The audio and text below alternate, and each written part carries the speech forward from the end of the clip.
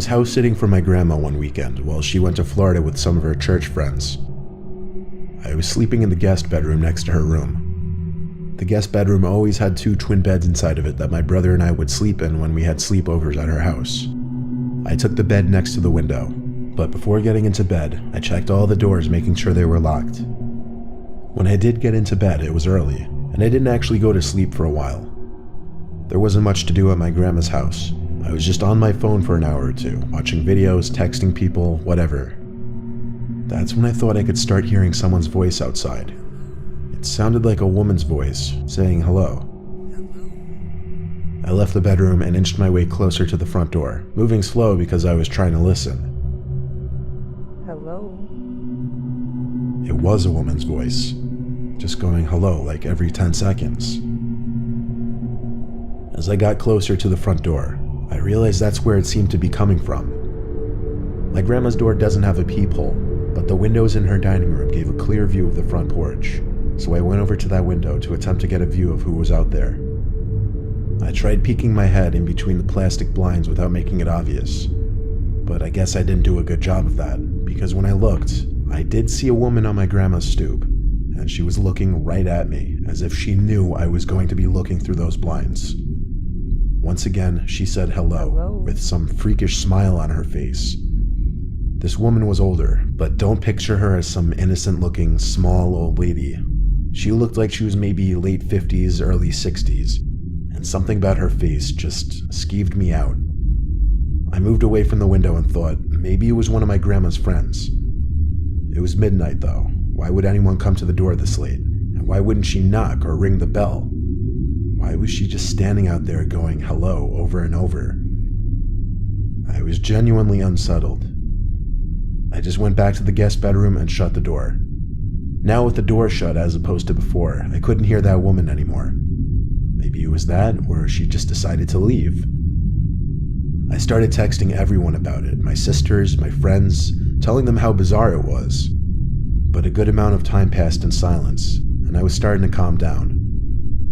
My sisters were telling me to call Grandma, but there was a 0% chance she was awake, and she barely ever even checked her cell phone anyway. Just like that, something broke the silence. A banging at the window. Not a knocking or tapping, banging. I felt that fierce pain in my chest area as my body entered that fight or flight mode. Shortly after the banging stopped, I heard that familiar voice say hello. With that boost of adrenaline, I guess I had the extra confidence to grab the blind and push it up. There I was, face to face with this horrifying older lady, with only a thin layer of glass between us. I screamed at her smiling, gross face, "I'm calling the cops." I pulled the blind back down and ran back outside to the living room. I looked around the house, then ran upstairs to box myself into the upstairs guest bedroom. I didn't want to actually call the cops. I don't know why. I wanted to just wait it out. I crawled into the bed in the upstairs guest bedroom and tucked myself under the covers. A couple hours later, I was still awake, and I finally only then went back downstairs to look outside each window. That freaky old lady seemed to be gone. The next morning, I called my grandma and told her what happened. She started yelling into the phone, clearly panicking and distressed. She told me how a few days earlier, she was being watched in the grocery store by some woman about 10 years younger than her, who just kept smiling at her for no reason. I told her to calm down. I didn't entirely know whether to correlate the two or not, but when we eventually got off the phone with each other, I did have to give it a second thought.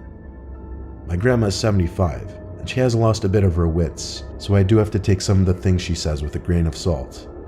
But the way she yelled into the phone about the woman in the store really gave me the chills, and I still wonder if it could have been the same person.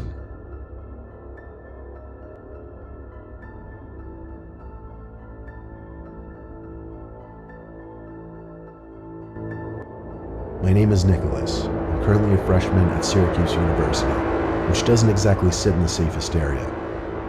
I just went through a breakup with my first girlfriend, so I started getting back into the online dating scene.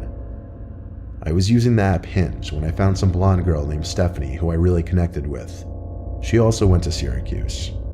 We both liked to read, go to the movies, we even had the same sense of humor. I suggested we go on a movie date, and she said she'd love to. She told me to meet her at some specific point near campus and she'd pick me up. So, around 9 o'clock, I waited on some corner of a normal neighborhood block, waiting for Stephanie. She asked me to share my location with her, and so I did. A few minutes later, I saw a car turn down the street and start approaching me. Then it stopped in front of me, and the driver rolled down the window. It wasn't Stephanie, though, but some old random guy. He asked what I was doing alone out here, which was insanely weird, first of all. Then I said I was waiting for someone. He asked if I was waiting for Stephanie, and I said, yeah, how'd you know? He said he was Stephanie's father, and told me to hop in so he could give me a ride to her. I took a good look at him, and he looked a little old to be her father, to be honest. I'm no idiot when it comes to sketchy situations, so I said in a firm voice, why didn't you tell me you'd be picking me up? He claimed he didn't trust a random guy meeting up with his daughter, and wanted to meet me first. I took another good look at the man and didn't say anything. I simply started walking away in the opposite direction from where his car was facing. He started yelling, hey, hey, sounding surprised that I was just walking away like that, but I've heard way too many kidnapping stories to know where this could potentially go. I heard the guy's car moving, and I turned to make sure he wasn't doing a U-turn to follow me. I breathed a sigh of relief when he drove straight and turned left out of sight.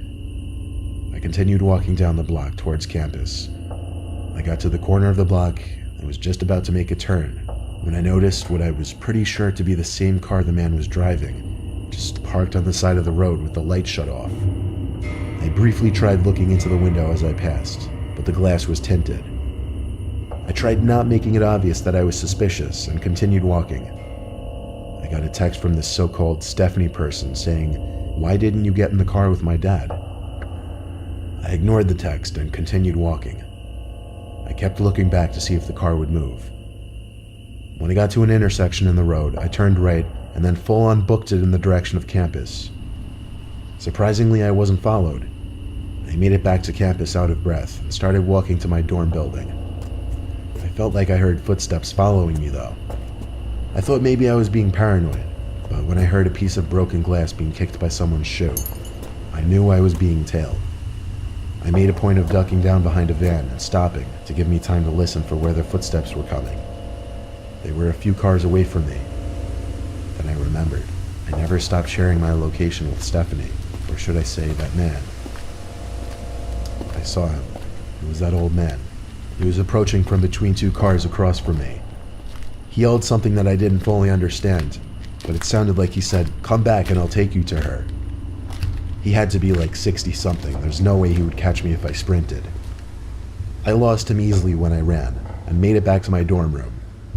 My roommate wasn't there, so I had no one to talk to about it. But when I lay in my bed, I got another text from that man, and it was shocking. It said, you're a little piece of fucking shit. You're lucky you got away. I would have strangled your ugly ass. I still have the screenshot. I replied saying thanks for the threat, it's going straight to the police, and I blocked his number. I still have the conversation saved as evidence, and I plan on going to the police with it eventually. Hopefully they are able to do something about it.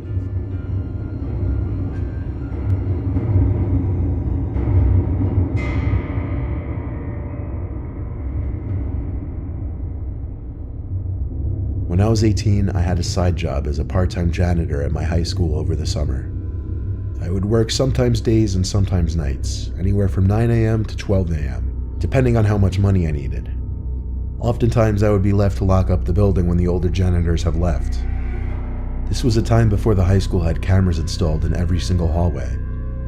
So one night, one of my superiors, Tom, had to leave early, meaning I'd be finishing up the rest of my shift alone, and I'd be locking up for the night. He told me to text him if I need anything, as he always did, and then he left. I loved it when I was left alone because usually I'd just do half an hour of work and then just hang around on my phone or leave early and still get paid for the whole shift. I definitely pushed it with the things I'd get away with at that place. One of the things Tom asked me to do before leaving was bring all the extra seats in the gymnasium from the assembly down to the basement storage room. So I figured I'd do that, then just go home. I grabbed a stack of 6 chairs and started carrying it down to the basement. The lights in the storage room were very dim. They kind of suck. The whole basement of that school wasn't exactly pretty. It It felt more like a basement to a warehouse.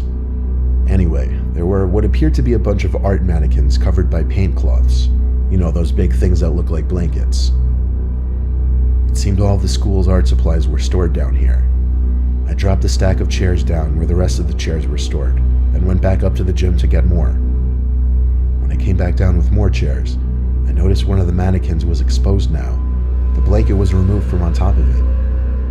I know for sure it was covered minutes earlier because it was one of the front ones. I texted Tom saying, "I think someone's down in the basement." He said back, "What do you mean?" And I said one of the art cloths were moved. He took a minute to respond saying no one else should be there. Then I noticed something. The art cloth, tucked in the corner of the storage room, sitting outside of the light that was produced at the center of the room. It was covering something, surely. I started to tiptoe over to it, but when I was a few feet away from it, I realized whatever was under that cloth was moving just ever so slightly.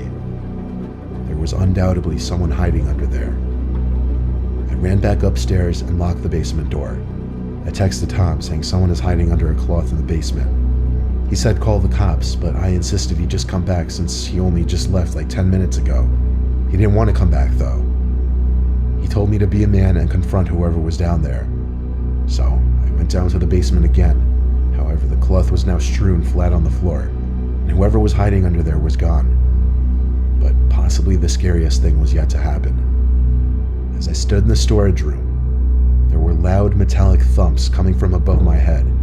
I looked up and saw indents slowly forming in the large air vent above me. Someone was crawling through the main vent, then just stopped literally above me. And then, bangs. Bangs like whoever was in there was trying to break open the floor of the air vent. I didn't know what was happening, but I was officially done with this. I ran up the stairs, locked up the school, and went home. I told Tom the partial truth the next day, that I thought I saw someone in the corner and it was gone when I went back. Then I claimed there was nothing else I could say. Thank God it was my last week there, so it wasn't my concern anymore.